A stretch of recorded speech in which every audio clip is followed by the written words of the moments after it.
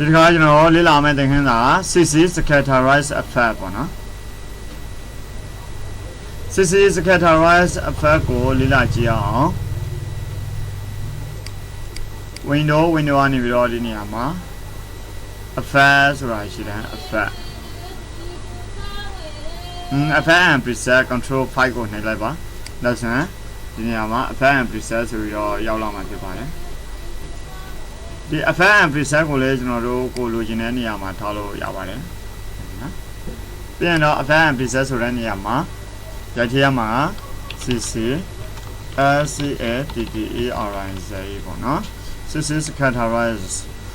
Scatterize effect ကိုဒီ text စာသားပေါ်မှာတင်လိုက်ပါမယ်တော့ဒီနေရာမှာ run preview လုပ်ဖို့အတွက်ဒီနေရာမှာ run preview လုပ်ဖို့အတွက် half ကိုထားပါမယ်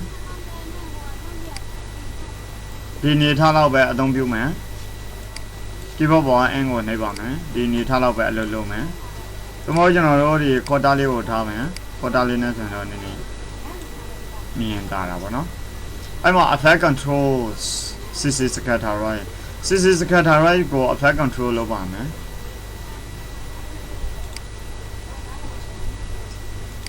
ညာလေးကိုဖွင့်ချလိုက်ပါနော်ဒီနေရာမှာကဲဒါဆိုရင်အခုဒီ CC Scatterize effect ကို keep in တစ်လုံးချပါမယ်ဒီတိုင်းထားလိုက်ပါတယ် keep in တစ်လုံးချပါမယ်ကိုလိုချင်တဲ့အနေအထားကိုလေးပါ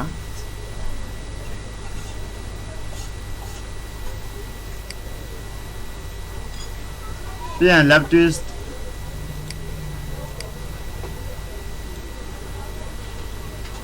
composite screen add ရှိမယ်နောက်ပြီးတော့ alpha add ရှိမယ်ကဲဒါဆိုရင်အခုကျွန်တော်တို့ဒီဘက်မှာဒီကောင်ကိုပဲဒီကနေဝင်မယ်နောက်ပြီးတော့ transform ကိုထည့်ဝင်မယ်အဲ့မှာ opacity ဆိုတာရှိတယ် opacity မှာ0ထားမယ်0ထားလိုက်မယ်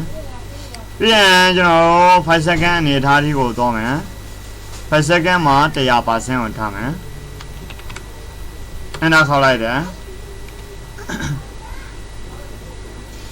ပြီးရင်တော့နောက်ထပ်ဒီနေရာမှာ Scatterize effect မှာ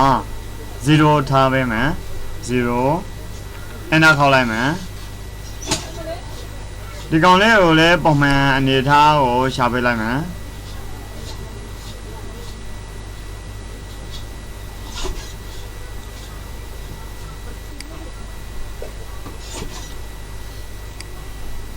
โอเค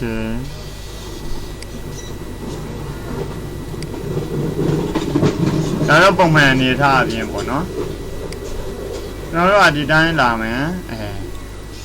keyboard ပေါ်စပယ်ဘာကိုနှိပ်လိုက်ပါစပယ်ဘာဆိုတာကျွန်တော် shortcut အနေနဲ့ run preview ကိုလုပ်တာပါ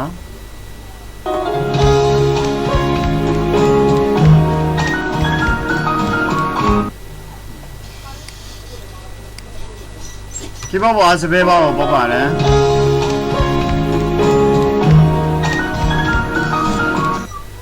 ဒါဆိုရင် CC Scatterize effect ကိုအသုံးပြုပြီးတော့ကျွန်တော်တို့စာတန်းလေးတွေဖန်တီးခြင်းဖြစ်ပါတယ်